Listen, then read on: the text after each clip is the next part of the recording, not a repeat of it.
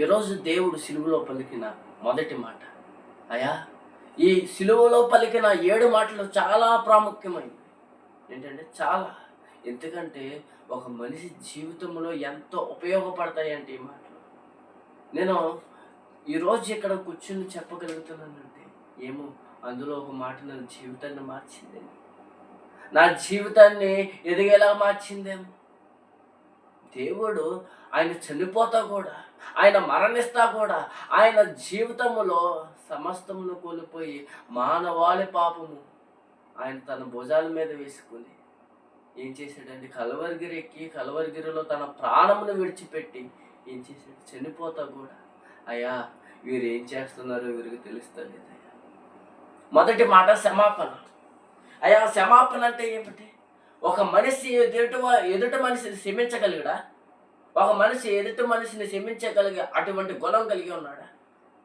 దేవుడు మరి ఎలా క్షమించాడు? ఈరోజు నువ్వు నేను నేర్చుకోవాల్సిన ప్రాముఖ్యమైన విషయం. ఒక మనిషి ఏ మనిషిని క్షమించలేడండి. బేసికల్లీ నేను కూడా ఎదుటి మనిషిని క్షమించలేను. హల్లెలూయా. ఎదుటి మనిషిని క్షమించలేనేమో. ఇక్కడ రాయబడి ఉంది కదా, లూకా సువార్త 23వ అధ్యాయం 34వ వచనం. లూకా సువార్త 23వ అధ్యాయం 34వ వచనం. యేసు, తండ్రి వీరేమి చేయొచ్చున్నారు, వీరెరుగురు గనుక వీరిని క్షమించమని చెప్పారు. వారు ఆయన వస్త్రములు పంచుకున్నటకై చీటీలు విసిరి.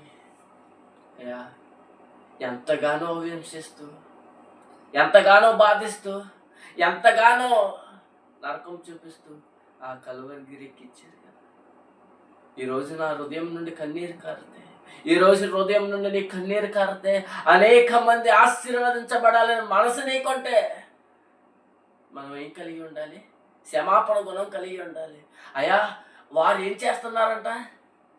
అసలు పరలోకంలో ఉన్న దైవ కుమారుడు, పరలోకంలో ఉన్న ఆ దేవుడు నీ నాన్న కోసం, ఈరోజు మన కోసం, అయ్యా మనం చేసిన పాపాల కోసం ఆయన ఏం చేశాడో తెలుసండి? కలువరిగిరి వదులుకొని అయ్యా ఏమీ లేని వాడిలాగా శాంతి సమాధానాలతో ఈ లోకంలోకి వచ్చాడు. ఆయన ఏం చేశాడో తెలుసా అండి? ఈరోజు నీ కోసం నా కోసం తన ప్రాణాలను విడిచిపెట్టాడు. ప్రాణాలు విడిచిపెడతా ఈరోజు నువ్వు నేను కేకలు వేస్తుంటే చిలువేమని. ఒక మాట చేత లక్షలే నీ తలంపు అంటుందేమో దేవుని సిలువేమని, నీ ఉద్దేశం అంటుందేమో దేవుని సిలువేమని, నీ మనసు అంటుందేమో దేవుని సిలువేమని. ఈరోజు దేవుడు అంటున్నాడు, అయ్యా వారు ఏమి చేస్తున్నారు, వారు ఎరుగురు గనుక వారిని క్షమించుడి. ఈరోజు నువ్వు ఆయన్ని ప్రేమించావనే ఒక కారణం చేత, ఈరోజు నువ్వు ఆయన్ని ఇష్టపడుతున్నావనే ఒక కారణం చేత, ఆయనకు నువ్వు ఇష్టడు అనే ఒక కారణం చేత ఆయన ఏమంటున్నాడో తెలుసండి? ఆయన నా కుమారుడు. ప్రైజ్ ది లార్డ్, హల్లెలూయా. ఆయన నా కుమారుడు. అయ్యా వారు ఏం చేస్తున్నారో వారికి తెలుస్తలేదు. సమస్త భారమును మోసుకెళ్ళి జనులారా నా ఎద్దుకు రండి అంటున్నాడు కదా. పాపం అనే భారాన్ని మోస్తూ, పాపం అనే ఆ వేదనను మోస్తూ ఎంతకాలం నడవగలవు? ఒక రోజు ప్రయాణమా జీవితం అంటే? 2 రోజుల ప్రయాణమా జీవితం అంటే? ఎంతగా బాధపడితే, ఎంతగా కష్టపడితే, ఎంతగా మన జీవితాన్ని దేవుడికి దగ్గర చేయగలిగితే జీవితంలో అటువంటి ఆశీర్వాదములు ఎన్నో చూస్తాం. ఈరోజు ఒక క్రైస్తవుడిలాగా, ఈరోజు మనం దేవుడిని నమ్ముకున్న విశ్వాసిలాగా నేర్చుకోవాల్సిన విషయం ఏంటంటే, దేవుడు నా పక్షంలో ఉన్నాడు. అయ్యా ఆయన ఎటువంటి మనిషి, ఆయన ఎటువంటి వాడు, ఆయన ఎటువంటి గుణం కలిగిన వాడు అంటే ఈరోజు నేను చెప్పగలను. దేవుడు ఆశీర్వాదాన్ని కలిగజేసేవాడు, క్షమాపణ గుణాన్ని కలిగజేసేవాడు. అంటే ఏంటండి? క్షమాపణ గుణం కలిగజేసేవాడు. ఆ మాట పలకాలంటే ఎంతో ధైర్యం ఉండాలండి. అయ్యా చంపడానికి వచ్చేది ఎవరి మీదకి? హల్లెలూయా. ఏంటండి? ఎవరిని కొట్టారండి? ఏ పాపం ఎరగని వాడు, పరిశుద్ధుడిగా బ్రతికిన వాడు, సర్వమానవాళి ఎలా జీవించాలో నేర్పించిన ఒక మహానుభావుడైన అటువంటి మనిషి మీద చెయ్యి చేసుకొని ఆయన రక్తపు బిందువు, ప్రతి బిందువు కారింది కదా. ఈరోజు మన హృదయం ఎంతో బాధపడవలసిన విషయం. డబ్బు లేదని బాధపడక్కర్లే. ఈరోజు ఆ వేదన మనం భరించలేమని తెలిసి, ఆ వేదన మనం తట్టుకోలేమని తెలిసి ఆయన ఏం చేశాడో తెలుసండి. ఈరోజు నా తండ్రిలాగా, నా తండ్రిలాగా, నా ఏదో నా సొంత తండ్రిలాగా నన్ను ఆదరించాడు కదా. ఏ ఏ పార్టీ వాడినయ్యా ఈ భూలోకంలో, ఎంతటి వాడిని ఈరోజు నన్ను ఆశీర్వదించాడు.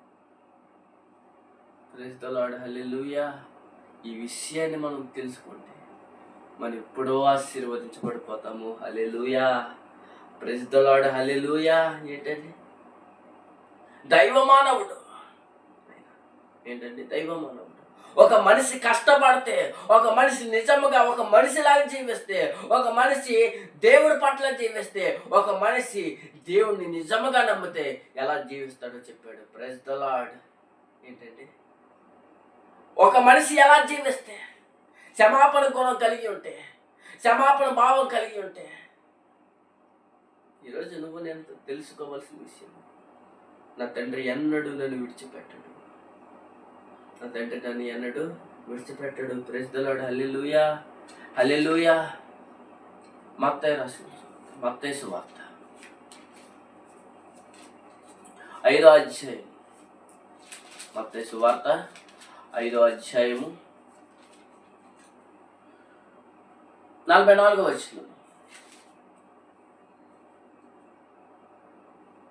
నేను మీతో చెప్పినదేమనగా, మీరు పరలోకమందున్న మీ తండ్రికి కుమారులై ఉన్నట్లు మీ శత్రువులను ప్రేమించండి, మిమ్మల్ని హింసించు వారి కొరకు ప్రార్థన చేయండి.